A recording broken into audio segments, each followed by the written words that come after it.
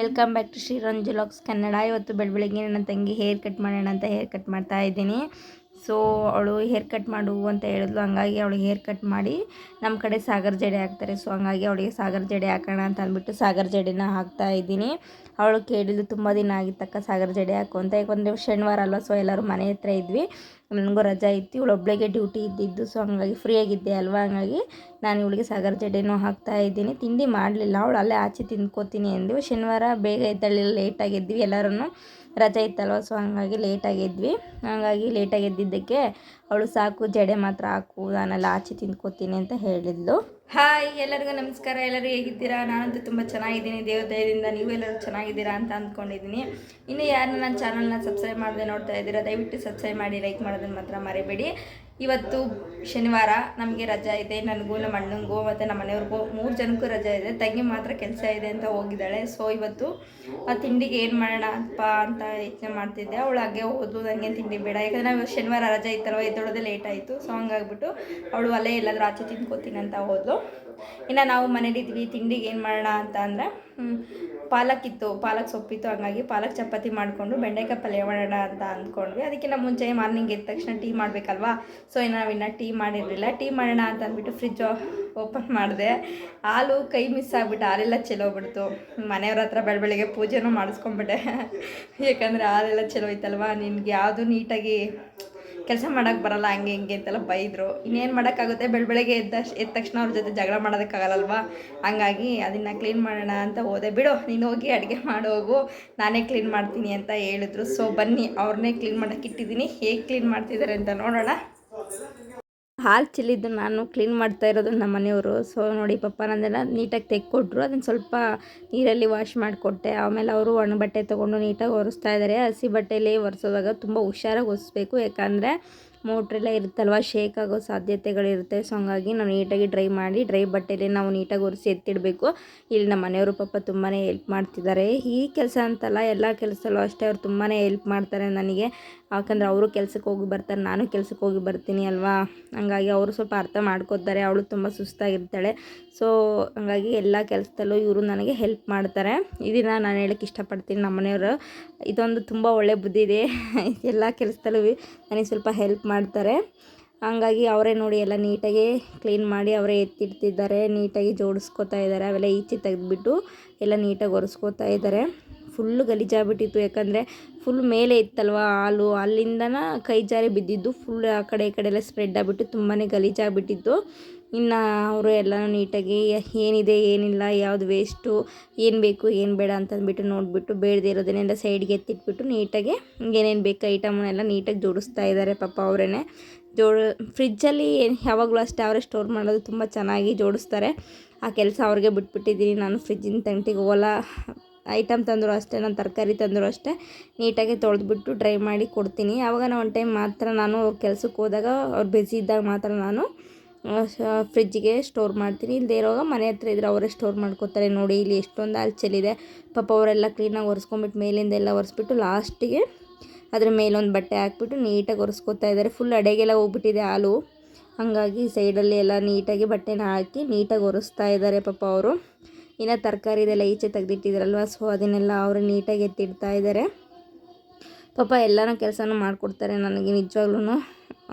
ನುಗ್ಗೆಕಾಯಿ ಇತ್ತು, ನಾನು ತಂದು ಹಂಗೆ ಇಟ್ಬಿಟ್ಟಿದ್ದೆ ತೊಳೆದ್ಬಿಟ್ಟು, ಹಂಗೆ ಮುರಿದೋಗ್ತಾಯಿತ್ತು. ಅದಕ್ಕೆ ನಮ್ಮ ಮನೆಯವ್ರು ಬೈದರು, ಯಾವತ್ತೇ ಆಗಲಿ ನೀನು ನುಗ್ಗೆಕಾಯಿ ತಂದರೆ ಈ ರೀತಿ ಚಿಕ್ಕದಾಗಿ ಕಟ್ ಮಾಡಿಬಿಟ್ಟು ಯಾವ್ದಾದ್ರು ಬಾಕ್ಸಲ್ಲಿ ನೀಟಾಗಿ ಸ್ಟೋರ್ ಮಾಡಿಡು, ನಿನಗೆ ಅಡುಗೆ ಮಾಡೋವಾಗ ತುಂಬ ಯೂಸ್ಫುಲ್ ಆಗುತ್ತೆ ಅಂತ ಹೇಳಿದರು. ಸೊ ಹಂಗಾಗಿ ನಾನು ಕಟ್ ಮಾಡಿಬಿಟ್ಟು, ಯಾವುದೋ ಬಾಕ್ಸ್ ಖಾಲಿ ಇರಲಿಲ್ಲ, ಸೊ ಸ್ಟೀಲ್ ಬಾಕ್ಸ್ ಸ್ವಲ್ಪ ಖಾಲಿ ಇತ್ತು, ಅದರೊಳಗಡೆ ಹಾಕಿ ಫಿಲ್ ಮಾಡ್ತಾಯಿದ್ದೀನಿ. ಆಲ್ರೆಡಿ ನಮ್ಮ ಮನೆಯವರೆಲ್ಲ ನೀಟಾಗಿ ಫ್ರಿಜ್ಜೆಲ್ಲ ಜೋಡಿಸಿದ್ದಾರೆ. ನೋಡಿ ನೀಟಾಗಿ ಎಷ್ಟು ಚೆನ್ನಾಗಿ ಜೋಡಿಸಿದ್ದಾರೆ. 1 by 1 ನಾನು ಎಲ್ಲೆಲ್ಲಿ ಏನೇನು ಇಟ್ಟಿದ್ನೋ ಅದೇ ರೀತಿ ಅವರು ರೀಪ್ಲೇಸ್ಮೆಂಟ್ ಮಾಡಿದ್ದಾರೆ. ಇನ್ನು ನಾನು ನುಗ್ಗೆಕಾಯಿನ ಸ್ಟೋರ್ ಮಾಡಿ ಇಟ್ಟಿದ್ದೀನಿ. ನೋಡಿ ಇಲ್ಲಿ ನಾವು ಈ ರೀತಿಯಾಗಿ ಫ್ರಿಜ್ನ ಕ್ಲೀನ್ ಮಾಡಿಕೊಂಡು ನೀಟಾಗಿ ಜೋಡಿಸ್ತೀವಿ. ನಮ್ಮ ಮನೆಯವ್ರದ್ದೇ ಯಾವಾಗಲೂ ಫ್ರಿಜ್ ಕ್ಲೀನ್ ಮಾಡೋ ಕೆಲಸ. ಸೊ ಹಂಗಾಗಿ ಅವರೇ ಕ್ಲೀನ್ ಮಾಡಿದ್ದಾರೆ. ಇನ್ನು ನಾನು ತಿಂಡಿಗೆ ಪಲ್ಯ ಮಾಡೋಣ, ಬೆಂಡೆಕಾಯಿ ಪಲ್ಯ ಮಾಡೋಣ ಅಂತ ಹೇಳಿದ್ನಲ್ವ. ಸೊ ಹಂಗಾಗಿ ಬೆಂಡೆಕಾಯಿ ಪಲ್ಯ ಮಾಡೋಣ ಅಂತ ಅಂದ್ಬಿಟ್ಟು ಹಚ್ಕೊಳ್ಳೋಕ್ಕೆ ಅಂತ ರೆಡಿ ಮಾಡ್ಕೊತಾ ಇದ್ದೀನಿ. ಈ ಬೆಂಡೆಕಾಯಲ್ಲಿ ತುಂಬಾ ಪೌಷ್ಟಿಕಾಂಶ ಇದೆ. ಇದು ಕಬ್ಬಿಣ ಅಂಶನ ಹೊಂದಿರುತ್ತೆ ಬೆಂಡೆಕಾಯಿ. ಸೊ ಹಂಗಾಗಿ ನೆನಪಿನ ಶಕ್ತಿಗೆ ತುಂಬಾ ಒಳ್ಳೆಯದು, ಕಣ್ಣಿಗೂ ಒಳ್ಳೆಯದು. ಹಂಗಾಗಿ ಮಕ್ಕಳಿಗೆ ಜಾಸ್ತಿ ಬೆಂಡೆಕಾಯಿನ ಕೊಡಿ ಅಂತ ಹೇಳ್ತೀನಿ ನಾನು.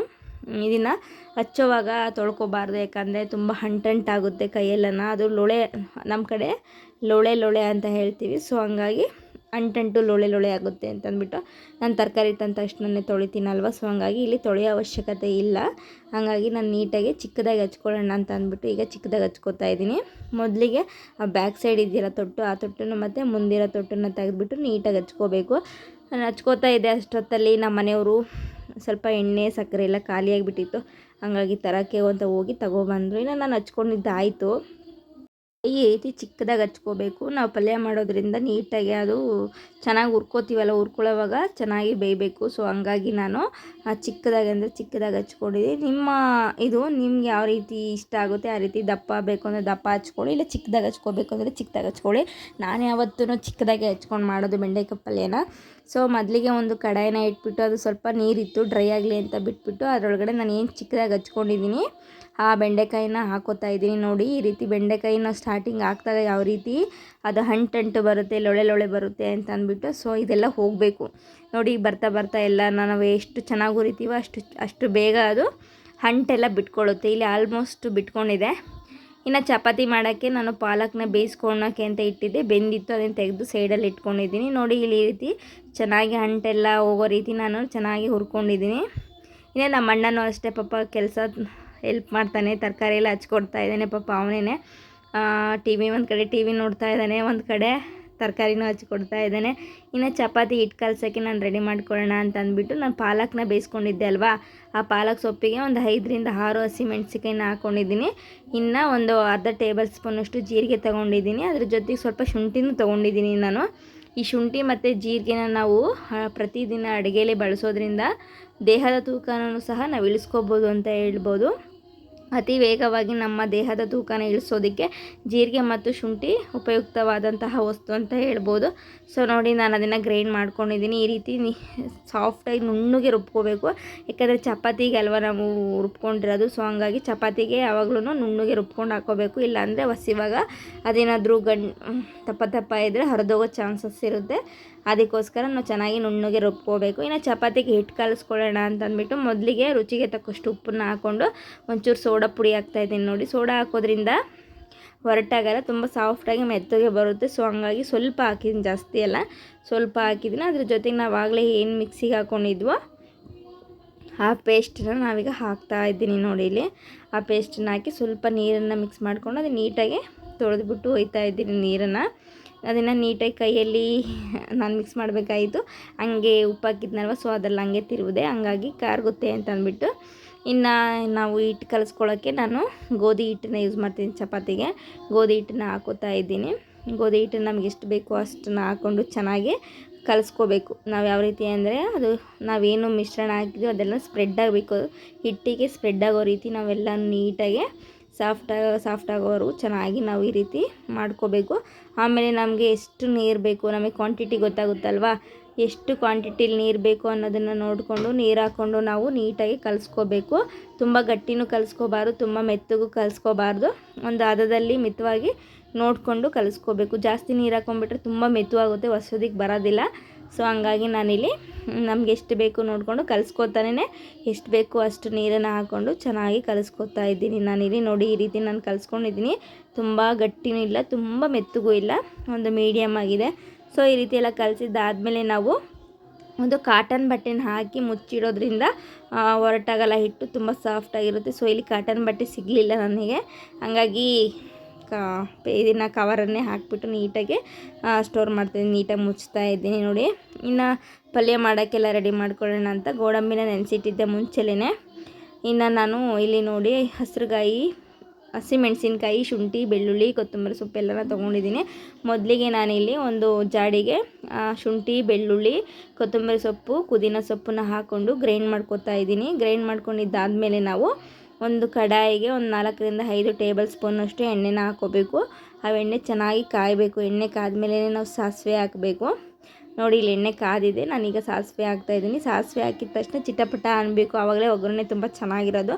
ಸೊ ಇಲ್ಲಿ ಚೆನ್ನಾಗಿ ಕಾದಿತ್ತು. ಸಾಸಿವೆ ಹಾಕಿದ ನಂತರ ಕರಿಬೇವಿನ ಸೊಪ್ಪನ್ನು ಹಾಕಿದ್ದೀನಿ. ಇನ್ನು ಅದ್ರ ಜೊತೆಗೆ ಹಸಿಮೆಣ್ಸಿಕಾಯಿನೂ ಸಹ ಹಾಕ್ತಾಯಿದ್ದೀನಿ. ಹಸಿಮೆಣ್ಸಿಕಾಯಿನ ಹಾಕಿದ ಮೇಲೆ ಚೆನ್ನಾಗಿ ಹುರ್ಕೋಬೇಕು. ಆಮೇಲೆ ಚಿಕ್ಕದಾಗಿ ಹಚ್ಕೊಂಡಿರೋ ಅಂತಹ ನಾನು ಈರುಳ್ಳಿನ ಹಾಕ್ತಾಯಿದ್ದೀನಿ. ನೋಡಿ ತುಂಬ ಚಿಕ್ಕದಾಗಿ ಹಚ್ಕೋಬೇಕು, ಯಾಕಂದರೆ ನಾನು ಬೆಂಡೆಕಾಯಿನೂ ತುಂಬ ಚಿಕ್ಕದಾಗಿ ಹಚ್ಕೊಂಡಿರೋದ್ರಿಂದ ಈರುಳ್ಳಿನ ನಾನು ಚಿಕ್ಕದಾಗಿ ಹಚ್ಕೊಂಡಿದ್ದೀನಿ. ಸೊ ಹಂಗಾಗಿ ಚೆನ್ನಾಗಿ ಫ್ರೈ ಆಗುತ್ತೆ, ಬೇಗ ಫ್ರೈ ಆಗುತ್ತೆ ಅಂದ್ಬಿಟ್ಟು ಇನ್ನು ನಾನು ಸ್ವಲ್ಪ ಹಸಿ ಕೊತ್ತಂಬರಿ ಸೊಪ್ಪನ್ನು ಸಹ ಇಲ್ಲಿ ಆ್ಯಡ್ ಮಾಡ್ತಾಯಿದ್ದೀನಿ. ನಾವಾಗಲೇ ಏನು ಮಿಕ್ಸಿ ಮಾಡ್ಕೊಂಡಿದ್ವಿ ಶುಂಠಿ ಬೆಳ್ಳುಳ್ಳಿ ಪುದೀನ ಕೊತ್ತಂಬರಿ ಸೊಪ್ಪಿನ ಪೇಸ್ಟನ್ನು ಈಗ ಹಾಕೋತಾ ಇದ್ದೀನಿ. ಇದು ಹಾಕೊಂಡ್ಮೇಲೆ ಹಸಿ ವಾಸನೆ ಹೋಗೋ ತನಕ ಚೆನ್ನಾಗಿ ಫ್ರೈ ಮಾಡಿಕೊಂಡು ಒಂದೆರಡು ಟೊಮೊಟೊ ಹಚ್ಕೊಂಡಿದ್ದೆ. ನೀವು ಟೊಮೊಟೊನ ರುಬ್ಬಿ ಬೇಕಾದರೂ ಹಾಕೋಬೋದು, ಇಲ್ಲಾಂದರೆ ಹಾಗೆ ಬೇಕಾದರೂ ಹಾಕೋಬೋದು. ನಿಮಗೆ ಗ್ರೇವಿ ಥರ ಬೇಕು ಅಂತ ಅಂದರೆ ನೀವು ರುಬ್ಬಿ ಹಾಕೊಳ್ಳೋದ್ರಿಂದ ಗ್ರೇವಿ ಚೆನ್ನಾಗಿ ಬರುತ್ತೆ. ನಾನಿಲ್ಲಿ ಅದೇ ಮಾಮೂಲಿ ಹೇಗೆ ಹಚ್ಚಿ ಹಾಕ್ತಿದ್ದೀನೋ ಅದೇ ರೀತಿ ಹಾಕ್ಕೊಂಡಿದ್ದೀನಿ. ಸ್ವಲ್ಪ ಅದಕ್ಕೆ ಒಂದು ಚಿಟಿಕೆಯಷ್ಟು ಅರಿಶಿನ ಹಾಕ್ಬಿಟ್ಟು ಉಪ್ಪನ್ನು ಸೇರಿಸ್ಬಿಟ್ಟು ಮಿಕ್ಸ್ ಮಾಡ್ಕೊತಾ ಇದ್ದೀನಿ. ಈ ರೀತಿ ಎಲ್ಲ ಹಸಿ ವಾಸನೆ ಹೋಗೋ ತನಕ ನಾವು ಚೆನ್ನಾಗಿ ಹುರ್ಕೊಂಡು ಆದಮೇಲೆ ಸ್ವಲ್ಪ ಮನೆಯಲ್ಲಿ ಮಾಡಿರೋಂಥ ಧನಿಯಾ ಪೌಡ್ರನ್ನ ಹಾಕ್ತಿದ್ದೀನಿ. ಸಾಂಬಾರು ಪೌಡ್ರ್ ಅಂತ ಕರಿತೀವಿ ನಮ್ಮೂರ ಕಡೆ ನಾವಿದನ್ನು.